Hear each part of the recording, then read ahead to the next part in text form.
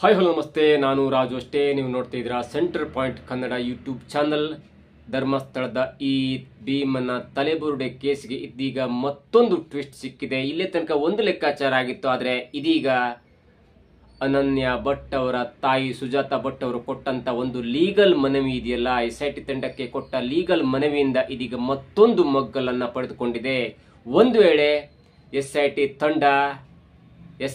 ತಂಡ ಅನನ್ಯ ಭಟ್ ಅವರ ತಾಯಿ ಸುಜಾತಾ ಭಟ್ ಅವರ ಮನವಿಯನ್ನು ಪುರಸ್ಕರಿಸಿಬಿಟ್ರೆ ಅಲ್ಲಿಗೆ ಭೀಮನ ತಲೆಬುರುಡೆ ರಹಸ್ಯ ಹೊರಗೆ ಬರಲಿಕ್ಕೆ ಕ್ಷಣ ಮಾತ್ರದಲ್ಲಿ ಸಾಧ್ಯ ಆಗತ್ತೆ. ಅದೇ ಈಗಿರುವಂತ ದೊಡ್ಡ ಟ್ವಿಸ್ಟ್. ಒಂದು ವೇಳೆ SIT ತಂಡ ಅನನ್ಯ ಭಟ್ ಅವರ ತಾಯಿ ಸುಜಾತಾ ಭಟ್ ಅವರ ಲೀಗಲ್ ಮನವಿಯನ್ನು ಒಪ್ಕೊಂಡು ಬಿಟ್ರೆ ಅಲ್ಲಿಗೆ 16 ವರ್ಷಗಳಿಂದ ಕೇಳಿ ಬರ್ತಾ ಇರುವಂತ 16 ವರ್ಷಗಳಿಂದ ಹೋರಾಟ ಮಾಡ್ತಾ ಇರುವಂತವರಿಗೆ ದೊಡ್ಡ ಗೆಲುವು ಸಿಗತ್ತೆ ಮತ್ತು ಸತ್ತಂತ ಆತ್ಮಗಳಿಗೆ ಅಟ್ಲೀಸ್ಟ್ ಮುಕ್ತಿಯಾದ್ರೂ ಸಿಗತ್ತೆ. ಜೊತೆಗೆ ಆ ಆರೋಪಿಗಳಿಗೆ ಗಲ್ಲು ಶಿಕ್ಷೆ ಆಗುವುದಂತೂ ಪಕ್ಕಾ. ಅದು ಎಷ್ಟೇ ವರ್ಷದ ಹಿಂದಿನ ಕೇಸ್ ಆಗಿರಲಿ, ಅಂತದೊಂದು ಮಹತ್ವದ ಡೆವಲಪ್ಮೆಂಟ್ ಆಗಿದೆ. ಹಾಗಾದ್ರೆ ಅನನ್ಯ ಭಟ್ ಅವರ ತಾಯಿ ಸುಜಾತಾ ಭಟ್ ಅವರು SIT ತಂಡಕ್ಕೆ ಕೊಟ್ಟಂತ ಲೀಗಲ್ ಮನವಿ ಏನು, ಅದರಿಂದ ಏನಾಗತ್ತೆ, ಇಂಟರ್ನ್ಯಾಷನಲ್ ಎಕ್ಸ್ಪರ್ಟ್ಗಳು ಯಾವಾಗ ಬರ್ತಾರೆ, ಇಂಟರ್ನ್ಯಾಷನಲ್ ಪ್ರೈವೇಟ್ ಎಕ್ಸ್ಪರ್ಟ್ಗಳು ಪ್ರೈವೇಟ್ ಸೈಂಟಿಸ್ಟ್ಗಳು ಯಾವಾಗ ಬಂದು SIT ಟೀಮನ್ನು ಜಾಯ್ನ್ ಆಗ್ತಾರೆ, ಇವೆಲ್ಲವನ್ನು ನೋಡೋಣ. ಅದಕ್ಕಿಂತ ಮೊದಲು ಇಲ್ಲಿ ತನಕ ನಮ್ಮ ಚಾನಲ್ನ ಸಬ್ಸ್ಕ್ರೈಬ್ ಮಾಡಿಲ್ಲ ಅಂದರೆ ಈಗಲೇ ಸಬ್ಸ್ಕ್ರೈಬ್ ಮಾಡಿ, ಜೊತೆಗೆ ಕಾಮೆಂಟ್ಗಳ ಮುಖಾಂತರ ತಮ್ಮ ಅಭಿಪ್ರಾಯವನ್ನು ತಿಳಿಸಬಹುದು. ವೀಕ್ಷಕರೇ, ಇಲ್ಲೇ ತನಕ ಒಂದು ಲೆಕ್ಕಾಚಾರ ಇತ್ತು. ಭೀಮಾ ಬೆಳ್ತಂಗಡಿ ಸ್ಟೇಷನ್ಗೆ ಬಂದು ಅಥವಾ ಬೆಳ್ತಂಗಡಿಯ ಒಂದು ನ್ಯಾಯಾಧೀಶರ ಮುಂದೆ 164 ಸ್ಟೇಟ್ಮೆಂಟ್ ಕೊಡ್ತಾನೆ. ಅಲ್ಲಿ 100 ಶವಗಳು ಹೂತಿಟ್ಟಿರುವುದಾಗಿ ಒಂದು ಸ್ಟೇಟ್ಮೆಂಟ್ ಕೊಟ್ಟ ಎನ್ನುವಂತ ಒಂದು ಮಾಹಿತಿ ಹೊರಗೆ ಬಂದಿತ್ತು. ಆದರೆ ಇದೀಗ ಬರ್ತಾ ಇರುವಂತ ಪಕ್ಕಾ ಲೆಕ್ಕಾಚಾರ ಅಂದ್ರೆ ಅವನು ತನ್ನ ಸ್ಟೇಟ್ಮೆಂಟ್ ನಲ್ಲಿ 450ಕ್ಕೂ ಹೆಚ್ಚು ಶವಗಳನ್ನ ಹೂತಿಟ್ಟಿದ್ದೇನೆ ಅನ್ನುವಂತ ಒಂದು ಮಾತನ್ನ ಹೇಳಿದ್ದಾನೆ ಅನ್ನುವಂತ ಪಕ್ಕಾ ಮಾಹಿತಿ ಇದೀಗ ಸಿಗ್ತಾ ಇದೆ. ಇಲ್ಲಿ ತನಕ 100 ಶವ ಅಷ್ಟೇ ಇತ್ತು, ಆದ್ರೆ ಇದೀಗ ಲೆಕ್ಕ ಸಮೇತವಾಗಿ ಅವನು ಬರೆದಿಟ್ಟಿದ್ದಾನೆ ಮತ್ತು 164 ಸ್ಟೇಟ್ಮೆಂಟ್ ನಲ್ಲಿ 450ಕ್ಕೂ ಹೆಚ್ಚು ಶವಗಳಿಂದ ತಾನು ಹೂತಾಕಿದ್ದೇನೆ ಅನ್ನುವಂತ ಒಂದು ರೌಂಡ್ ಫಿಗರ್ ಅನ್ನ ಕೂಡ ಕೊಟ್ಟಿದ್ದಾನೆ ಅನ್ನುವಂತ ಮಾಹಿತಿ ಸಿಗ್ತಾ ಇದೆ. ಜೊತೆಗೆ ಈ ಭೀಮನ ತಲೆಬುರುಡೆ ರಹಸ್ಯದಲ್ಲಿ 2 ಪಾಯಿಂಟ್ ಬರುತ್ತೆ. ಅದೇನಂದ್ರೆ, ಮೊದಲ ಸಾಕ್ಷಿಯಾಗಿ ಅನನ್ಯ ಭಟ್ ಅವರ ತಾಯಿ ಸುಜಾತಾ ಭಟ್ ಅವರು ಕಂಪ್ಲೇಂಟ್ ಕೊಟ್ಟಿದ್ದಾರೆ. ಆ ಕಂಪ್ಲೇಂಟ್ ಕೂಡ ಇದೀಗ ಮಹತ್ವದ ಒಂದು ದಾಖಲಾಗತ್ತೆ, ಮಹತ್ವದ ಆರೋಪವಾಗತ್ತೆ. ಹಾಗಾಗಿ ಮೊದಲು ಏನಾಗತ್ತಂದ್ರೆ, ಒಂದು ತಲೆಬುರುಡೆ ತೆಗೆಯುವಂತ ಸಮಾಧಿ ಅಗಿಯುವಂತ ಒಂದು ಪ್ರೊಸೆಸ್ ಆಗುತ್ತೆ. ಆ ಪ್ರೊಸೆಸ್ ಆದ ನಂತರ ಆ DNA ಟೆಸ್ಟ್, ಮೂಳೆಯ DNA ನ ಸುಜಾತಾ ಭಟ್ ಅವರ ಜೊತೆ ಮ್ಯಾಚ್ ಮಾಡ್ತಾರೆ. ಆ ಮ್ಯಾಚ್ ಆಗಿ ಒಂದು ವೇಳೆ ಅನನ್ಯ ಭಟ್ ಅವರ ಮೂಳೆ ಸಿಕ್ಕರೆ ಅದು ನಾರ್ಮಲ್ ಆಗಿ ಮುಕ್ತಿ ಕೊಡುವಂತ ಅಥವಾ ಅನನ್ಯ ಭಟ್ ಅವರಿಗೆ ಮುಕ್ತಿ ಕೊಡಿಸುವಂತ ಕಾರ್ಯವನ್ನ ಸುಜಾತಾ ಭಟ್ ಮಾಡ್ತಾರೆ. ಅಲ್ಲಿಗೆ ಒಂದು ಪ್ರೊಸೆಸ್ ಮುಗಿಯುತ್ತೆ. ಅಲ್ಲಿ ಎರಡನೇ ಕೇಸ್ ಏನಂದ್ರೆ, ಈಗಾಗಲೇ ಭೀಮಾ ಹೇಳಿರುವಂತ ಅಂದ್ರೆ 14ರಿಂದ 15 ವರ್ಷದ ಯುವತಿಯನ್ನ ಸ್ಕೂಲ್ ಬ್ಯಾಗ್ ಸಮೇತ ಹೂತ್ ಹಾಕಿದ್ದೇನೆ. ಅವಳ ಬಾಯಲ್ಲಿ ರಕ್ತ ಇತ್ತು, ಅವಳಿಗೆ ಅತ್ಯಾಚಾರ ಆಗಿತ್ತು, ದೌರ್ಜನ್ಯ ಆಗಿತ್ತು. ಅದು ಆಲ್ಮೋಸ್ಟ್ ಒಂದು ದೌರ್ಜನ್ಯದ ಕೇಸ್ ಅನ್ನುವ ರೀತಿಯಲ್ಲಿ ಹೇಳಿದ್ದಾನೆ. ಹಾಗಾಗಿ ಆ ಕೇಸ್ ನಲ್ಲಿ ಕೂಡ ಒಂದು ಸಾಕ್ಷಿಗಳನ್ನ ಅಂದ್ರೆ ಅವರ ತಂದೆ ತಾಯಿಗಳನ್ನ ಸೆಕ್ಯೂರ್ ಮಾಡಿದ್ದಾರೆ, ಅವರನ್ನ ಸೂಕ್ಷ್ಮ ಜಾಗದಲ್ಲಿ ಇಟ್ಟಿದ್ದಾರೆ ಎನ್ನುವಂತ ಒಂದು ಮಾಹಿತಿ ಕೂಡ ಸಿಗ್ತಾ ಇತ್ತು. ಒಂದು ಅನನ್ಯ ಭಟ್ ಅವರ ತಾಯಿ ಸುಜಾತಾ ಭಟ್. ಜೊತೆಗಾಗಿ ಎರಡನೇ ಎವಿಡೆನ್ಸ್ ಅಂದ್ರೆ, ಅದು 14 ವರ್ಷದ ಪ್ರೌಢ ಹುಡುಗಿಯನ್ನ ಅಂದ್ರೆ ಹೈಸ್ಕೂಲ್ ಹುಡುಗಿಯನ್ನ ದೌರ್ಜನ್ಯಕ್ಕೆ ಒಳಗಾಗಿ ಸತ್ತಂತ ಹುಡುಗಿಯನ್ನ ಭೀಮಾ ಎನ್ನುವಂತ ಅನಾಮಧೇಯ ವ್ಯಕ್ತಿ ಹೂತಾಕಿದ್ದೇನೆ. ಹಾಗಾಗಿ ಅವರ ಒಂದು ಸಾಕ್ಷ್ಯವನ್ನ ಕಲೆಕ್ಟ್ ಮಾಡೋ ದೃಷ್ಟಿಯಲ್ಲಿ ಆ ಕುಟುಂಬದ ಗೌಡರ ಕುಟುಂಬದ ಫ್ಯಾಮಿಲಿಯನ್ನು ಕೂಡ ಸೆಕ್ಯೂರ್ ಮಾಡೋದಾಗಿ ಇದೀಗ ಮಾಹಿತಿ ಸಿಗ್ತಾ ಇತ್ತು. ಆದ್ರೆ ಇಲ್ಲಿ ನೋಡಿ, ಅದಕ್ಕೆಲ್ಲ ಮಿಕ್ಕಿದ ದೊಡ್ಡ ಪುರಾವೆ, ದೊಡ್ಡ ಕೊಲಾಬರೇಷನ್, ಪ್ರೈವೇಟ್ ಮತ್ತು ಗೌರ್ಮೆಂಟ್ ಕೊಲಾಬರೇಷನ್ ಅಂತ ಹೇಳ್ಬಹುದು. ಅನನ್ಯ ಭಟ್ ಅವರ ತಾಯಿ ಸುಜಾತಾ ಭಟ್ ಅವರು ಈ ಒಂದು ಪ್ರಕರಣವನ್ನ ಏನಾದ್ರೂ ಮಾಡೋ ತಾರ್ಕಿಕ ಅಂತ್ಯಕ್ಕೆ ಹೋಗ್ಲೇಬೇಕನ್ನೋ ದೃಷ್ಟಿಯಲ್ಲಿ ವಕೀಲರ ಮುಖಾಂತರ SIT ತಂಡಕ್ಕೆ ಒಂದು ಲೀಗಲ್ ಮನವಿಯನ್ನ, ಲೀಗಲ್ ನೋಟಿಸ್ ಅಲ್ಲಿ ಹೇಳಿಕಾಗಲ್ಲ, ಲೀಗಲ್ ಮನವಿಯನ್ನ ಕೊಟ್ಟಿದ್ದಾರೆ.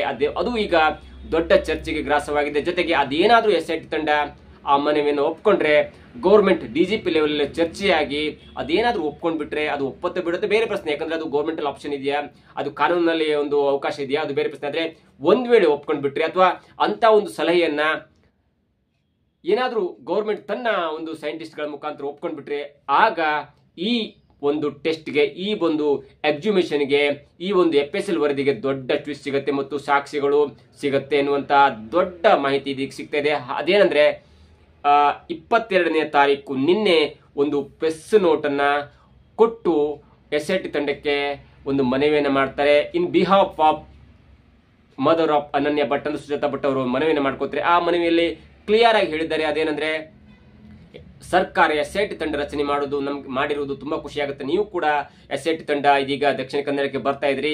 ನಮ್ಮ ಮನವಿ ಏನಂದ್ರೆ, ಅದು ಅನನ್ಯ ಭಟ್ ಅವರ ತಾಯಿ ಸುಜಾತ ಭಟ್ ಅವರ ಕೋರಿಕೆ ಮೇರೆಗೆ ನಾವು ಒಂದು ಮನವಿಯನ್ನು ಮಾಡ್ತಿದ್ದೇವೆ.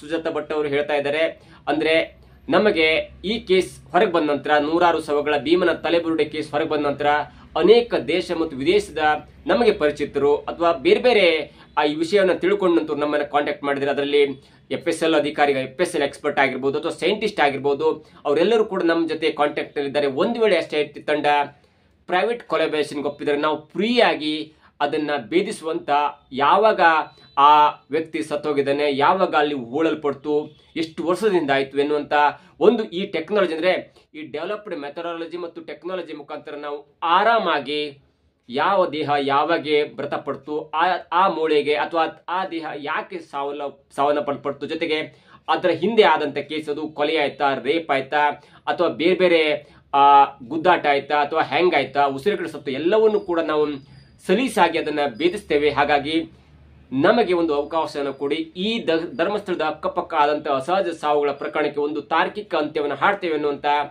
ಮನವಿಯನ್ನ, ಅಂದ್ರೆ ಮಾತುಕತೆಯನ್ನ ಸುಜಾತ ಭಟ್ ಅವರ ಜೊತೆಗೆ ದೇಶ ವಿದೇಶದ ವಿಜ್ಞಾನಿಗಳು, FSL ಎಕ್ಸ್ಪರ್ಟ್ಗಳು ತಮ್ಮ ಜೊತೆ ಮಾತಾಡಿದ್ರೆ. ಹಾಗಾಗಿ ಅವರ ಸಹಾಯವನ್ನ ನೀವು ಬಳಸಿಕೊಳ್ಳುವಂತೆ ಸುಜಾತ ಭಟ್ ಅವರ ಅಂದ್ರೆ ಅನನ್ಯ ಭಟ್ ಅವರ ತಾಯಿ ಇದೀಗ ವಕೀಲರಾದಂತಹ ಮಂಜುನಾಥ್ ಅವರ ಮುಖಾಂತರ SIT ತಂಡಕ್ಕೆ ಮನವಿಯನ್ನು ಮಾಡಿಕೊಂಡಿದ್ದಾರೆ. ಅದು ಈಗ ದೊಡ್ಡ ಟ್ವಿಸ್ಟ್ ಅನ್ನ ಕೊಡ್ತಾ ಇದೆ. ನೋಡಿ, ಈ ಹಿಂದೆ ಏನಾಗ್ತಿತ್ತಂದ್ರೆ 10 ವರ್ಷದ ಹಿಂದೆ ಆದಂತಹ ಪ್ರಕರಣವನ್ನು ಭೇದಿಸಬಹುದಿತ್ತು. ಅದು ಕೂಡ ನಿಮ್ಗೆ ಆ ದೇಹದ ಮೇಲೆ ಒಂದು ತಲವಾರರಿಂದ ಅಥವಾ ಬೇರೆ ಬೇರೆ ಕೋಲು, ಮೂಳೆಯಿಂದ ಅಥವಾ ಏನಾದ್ರೂ ಒಂದು ಕಬ್ಬಿಣದ ರಾಡ್ಗಳಿಂದ ಹೊಡೆದು ಮೂಳೆ ಏನಾದ್ರೂ ಗಾಯ ಆಗಿದ್ರೆ ಆ FSL ರಿಪೋರ್ಟ್ ನ ಹೇಳ್ತಾರೆ, ಇಲ್ಲ ಅದಕ್ಕೆ ಒಂದು ಕೊಲೆಯಾಗಿದೆ, ಅದಕ್ಕೆ ಚಾಕು ಆಗಿದೆ, ಅಥವಾ ಏನಾದ್ರೂ ಒಂದು ಸಮಸ್ಯೆಯಾಗಿ ಸತ್ತು ಹೋಗಿದ್ದಾರೆ ಅಂತ FSL ವರದಿ ಬರ್ತಾ ಇತ್ತು.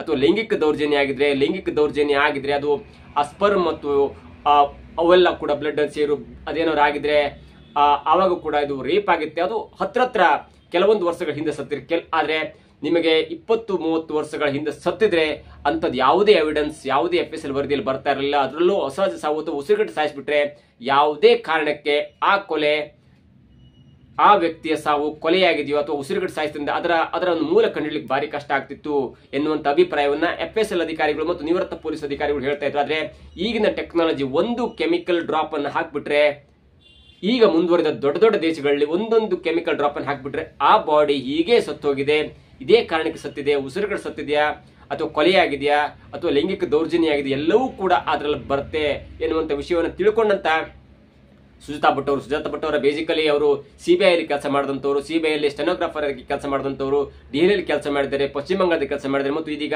ಸದಾಶಿವನಗರದಲ್ಲಿ ಇದ್ದಾರೆ ಎನ್ನುವಂತ ಮಾಹಿತಿ ಸಿಗ್ತಾ ಇದೆ. ಅವರು ಎಲ್ಲವನ್ನ ತಿಳ್ಕೊಂಡಂತವರು. ಹಾಗಾಗಿ ತಮ್ಮ ಒಂದು ಫ್ರೆಂಡ್ಶಿಪ್ ಅನ್ನ, ತಮ್ಮ ಒಂದು ಕಾಂಟ್ಯಾಕ್ಟ್ ಅನ್ನು ಬಳಸಿಕೊಂಡು ದೇಶ ವಿದೇಶದ ಎಕ್ಸ್ಪರ್ಟ್ ಗಳ ಒಂದು ಸಲಹೆಯನ್ನು ಪಡ್ಕೊಂಡು ಅವರು ಮುಂದೆ ಬಂದಿದ್ದಾರೆ ಎನ್ನುವಂತ ಒಂದು ಮಾಹಿತಿಯನ್ನ SIT ತಂಡಕ್ಕೆ ಇದೀಗ ಸ್ವತಃ ಸುಜಾತ ಭಟ್ ಅವರು ತಮ್ಮ ವಕೀಲರಾದಂತಹ ಮಂಜುನಾಥ್ ಭಟ್ ಅವರ ಮುಖಾಂತರ SIT ತಿಳಿಸಿದ್ದಾರೆ. ಒಂದು ವೇಳೆ SIT ತಂಡ ಹೆಡೆಡ್ ಬೈ ಮೊಹಂತಿ ಮತ್ತು ಅನುಚೇತ ಅವರಿದ್ದಾರಲ್ಲ, ಅವರು ಏನಾದ್ರೂ DGP ಲೆವೆಲ್ ಅಂದ್ರೆ ಸಲೀಂ ಅವರ ಜೊತೆ ಏನಾದ್ರೂ ಮಾತುಕತೆ ನಡೆಸಿ ಓಕೆ ಎನ್ನುವಂತ ಹಂತಕ್ಕೆ ಬಂದ್ಬಿಟ್ರೆ ಅದರಲ್ಲಿ ದೊಡ್ಡ ಟ್ವಿಸ್ಟ್ ಸಿಗುತ್ತೆ. ಅನನ್ಯ ಭಟ್ ಅವರ ಈ ಸುಜಾತ ಭಟ್ ಅವರ ಮಗಳಾದಂತ ಅನನ್ಯ ಭಟ್ ಅವರ ತಲೆಬರಡು ಸಿಕ್ಕಿದ್ರೆ ಆವಾಗ ಅಲ್ಲಿ ಏನಾಯ್ತು ಎಲ್ಲವೂ ಕೂಡ ಸಿಗುತ್ತೆ. ಜೊತೆಗೆ ಅದಕ್ಕಿಂತ ಮುಖ್ಯವಾಗಿ 13-14 ವರ್ಷದ ಹುಡುಗಿಯ ಒಂದು ಮೃತದೇಹ ಅಥವಾ ಅವಳ ಕಳೆಬರ ಸಿಕ್ಬಿಟ್ರೆ ಅವಳ ಮನೆಯವರು ಸಿಕ್ಕಿದ್ದಾರೆ, ಜೊತೆಗೆ ಅವರು ಕಂಪ್ಲೇಂಟ್ ಕೂಡ ರಿಜಿಸ್ಟರ್ ಆಗಿದೆ ಅನ್ನುವಂತ ಮಾಹಿತಿ ಸಿಗ್ತಾ ಇದೆ. ಹಾಗಾಗಿ ಈ ಅನನ್ಯ ಭಟ್ ಅವರ ಮೂಳೆಯಕ್ಕಿಂತ ಆ 14-15 ವರ್ಷದ ಅಸ್ಥಿ ಪಂಜರ ಅಥವಾ ಮೂಳೆ ಸಿಕ್ಬಿಟ್ರೆ ಆಗ ಅದರ ಜೊತೆಗೆ ಅನನ್ಯ ಭಟ್ ಅವರ ತಾಯಿ ಸುಜಾತ ಭಟ್ ಅವರು ಕೊಟ್ಟಂತ ಮನವಿ ಮೇರೆಗೆ ಸೈಂಟಿಸ್ಟ್ಗಳೇನಾದ್ರೂ, ದೇಶ ವಿದೇಶದ ಸೈಂಟಿಸ್ಟ್ಗಳೇನಾದ್ರೂ ಈ SIT ತಂಡದ ಜೊತೆ ಕೊಲಾಬರೇಷನ್ ಆಗ್ಬಿಟ್ರೆ ಅಲ್ಲಿಗೆ ಈ ಧರ್ಮಸ್ಥಳದ ಅಕ್ಕಪಕ್ಕ ಆದಂತ ಅಸಹಜ ಸಾವುಗಳ ಒಂದು ತನಿಖೆ ಸ್ಪೀಡಪ್ ಆಗುತ್ತೆ. ಜೊತೆಗೆ ಈ ಎಲ್ಲಾ ಸಾವುಗಳಿಗೆ ಒಂದು ತಾರ್ಕಿಕ ಅಂತ್ಯ ಮತ್ತು ನ್ಯಾಯ ಸಿಗುತ್ತೆ ಅನ್ನೋದು ಇದೀಗ ಸಿಗ್ತಾ ಇರುವಂತ ಮಾಹಿತಿ. ಏನೇ ಆಗ್ಲಿ SIT ತಂಡ ತುಂಬಾ ಸ್ಟ್ರಾಂಗ್ ಇದೆ. ಅನುಚೇತ ಅವರಿದ್ದಾರೆ, ಅವರು ಅವರು ಪ್ಲಾನ್ ಮಾಡ್ಕೊಂಡಿದ್ದಾರೆ. ಅವರ ಮನವಿಯ ಮೇರೆಗೆ ಇದೀಗ ಹೊಸ ಅಂದ್ರೆ ದಕ್ಷಿಣ ಕನ್ನಡ ಜಿಲ್ಲೆಯಲ್ಲಿ ವರ್ಕ್ ಮಾಡಿರೋದಂತ ಮತ್ತು ಕರಾವಳಿ ಪ್ರದೇಶದ ಅಲ್ಲಿನ ಬೆಟ್ಟ ಗುಡ್ಡಗಳ ವಾತಾವರಣ ತಿಳಿದುಕೊಂಡಿರುವಂತ ಮೇನ್ಲಿ ಉಡುಪಿ, ಜೊತೆಗೆ ಉತ್ತರ ಕನ್ನಡ ಎನ್ನುವಂತ ದೊಡ್ಡ ಜಿಲ್ಲೆಯ ದೊಡ್ಡ ದೊಡ್ಡ ಅಧಿಕಾರಿಗಳನ್ನ ಅಪಾಯಿಂಟ್ ಮಾಡುವಂತೆ ಮನವಿ ಮಾಡಿಕೊಂಡಿದ್ರು. ಹಾಗಾಗಿ ಇದೀಗ ಸರ್ಕಾರ ಕೂಡ ಇವತ್ತು ಮಧ್ಯಾಹ್ನ ಒಂದು ನೋಟಿಸ್ ಅನ್ನು ಹೊರಡಿಸಿದೆ. ಅದರಲ್ಲಿ 20 ಪೊಲೀಸ್ ಅಧಿಕಾರಿಗಳು ಮತ್ತು ಸ್ಟಾಫ್ ಅನ್ನು ನೇಮಕ ಮಾಡಿದೆ SIT ತಂಡಕ್ಕೆ. ಹಾಗಾಗಿ ಇದೀಗ 4 ದೊಡ್ಡ IPS ಆಫೀಸರ್ ಜೊತೆಗೆ ಅವರಿಗೆ 20 ಸಪೋರ್ಟಿಂಗ್ ಸ್ಟಾಫ್ಸ್ ಇದ್ದಾರೆ. ಹಾಗಾಗಿ 24 ಜನರ ತಂಡ ಇದೀಗ ದಕ್ಷಿಣ ಕನ್ನಡ ಜಿಲ್ಲೆಗೆ ಬಿಡುತ್ತೆ. ಮೊದಲು ಎಲ್ಲ ಕಾರ್ಯವನ್ನ ಮಾಡಿ ಸಮಾಧಿ ಅಗಿಯುವಂತ ಅಂದ್ರೆ ಎಕ್ಸಿಬಿಷನ್ ಆಗುತ್ತೆ. ಅದಾದ ನಂತರ ಬೇರೆ ಬೇರೆ FSL ಕಾರ್ಯ ಆಗುತ್ತೆ, ಸಾಕ್ಷಿಗಳ ಕಲೆ ಹಾಕುತ್ತೆ. ನೋಡಿ, ಇಲ್ಲಿ SIT ತಂಡ ಏನಾದ್ರೂ ಮನ್ಸು ಮಾಡಿ DGP ಲೆವೆಲ್ ಅಲ್ಲಿ ಒಂದು ಮಾತುಕತೆಯಾಗಿ SIT ತಂಡ ಏನಾದ್ರೂ ಮನ್ಸು ಮಾಡಿ ಸುಜಾತಾ ಭಟ್ ಅವರ ಮನವಿಯನ್ನು ಪುರಸ್ಕಾರ ಮಾಡಿಬಿಟ್ರೆ ಅಲ್ಲಿಗೆ ಆರೋಪಿಗಳು ಗಡಗಡ ನಡಕ್ತಾರೆ. ಆರೋಪಿಗಳು ಇಲ್ಲಿ ತನಕ ಮಾಡ್ಕೊಂಡು ಬಂದಂತ ಕೆಟ್ಟ ಕೆಲಸಕ್ಕೆ ಇತಿಶ್ರೀ ಆಗುತ್ತೆ. ಜೊತೆಗೆ ಹೋರಾಟಗಾರರು 16 ವರ್ಷಗಳಿಂದ ಹೋರಾಟ ಮಾಡ್ತಿರುವಂತಹ ಹೋರಾಟಗಾರರಿಗೆ ನೆಮ್ಮದಿ ಆಗುತ್ತೆ. ಮತ್ತು ಕಳೆದುಕೊಂಡಂತ ಅನೇಕ ಕುಟುಂಬಸ್ಥರಿಗೆ, ತಮ್ಮ ಮಕ್ಕಳನ್ನ, ತಮ್ಮ ಸಂಬಂಧಿಕರನ್ನ ಕಳ್ಕೊಂಡಂತ ಅನೇಕ ಕುಟುಂಬಸ್ಥರಿಗೆ ಒಂದು ನೆಮ್ಮದಿ ಆಗುತ್ತೆ. ಸತ್ತೋದರಂತೂ ಬದುಕಲಿಕ್ಕೆ ಆಗಲ್ಲ, ಆದ್ರೆ ಆ ಸತ್ತು ಹೋದಂತ ಅಥವಾ ಮೃತಪಟ್ಟಂತ ವ್ಯಕ್ತಿಗಳ ಒಂದು ಆತ್ಮಕ್ಕಾದ್ರೂ ಮುಕ್ತಿ ಸಿಗತ್ತೆ ಅನ್ನುವಂತ ಒಂದು ನಿರಾಳತೆ ಅವರಲ್ಲಿ ಬರುತ್ತೆ ಅನ್ನೋದು ಇದೀಗ ಸಿಗ್ತಾ ಇರುವಂತ ಮಾಹಿತಿ. ಹಾಗಾಗಿ SITಗೆ ಸುಜಾತಾ ಭಟ್ ಅವರು ತಮ್ಮ ಮಗಳ ಸಾವಿನ ನೋವಿನಿಂದ ಒಂದು ಪತ್ರವನ್ನು ಬರೆದಿದ್ದಾರೆ ಅಥವಾ ಲೀಗಲ್ ಮನವಿಯನ್ನು ಮಾಡ್ಕೊಂಡಿದ್ದಾರೆ. ಹಾಗಾಗಿ ಆ ಮನವಿಯನ್ನು ಪುರಸ್ಕರಿಸಿದ್ರೆ ದೇಶ ವಿದೇಶದಿಂದ ದೊಡ್ಡ ದೊಡ್ಡ ಎಕ್ಸ್ಪರ್ಟ್ಗಳು ಬರ್ತಾರೆ, ದೊಡ್ಡ ದೊಡ್ಡ ಸೈಂಟಿಸ್ಟ್ಗಳು ಬರ್ತಾರೆ. SIT ತಂಡಕ್ಕೆ ಅಥವಾ FSL ತಂಡಕ್ಕೆ ಸೈಂಟಿಸ್ಟ್ ಕೂಡ ಎಂಟ್ರಿ ಆಗ್ತಾರೆ ಅನ್ನುವಂತ ಮಾಹಿತಿ ಇದೀಗ ಸಿಗ್ತಾ ಇದೆ. ಇದಾಗಿತ್ತು ಇವತ್ತಿನ ವಿಶೇಷ. ನೋಡ್ತಾ ಇರಿ centre point Kannada YouTube channel.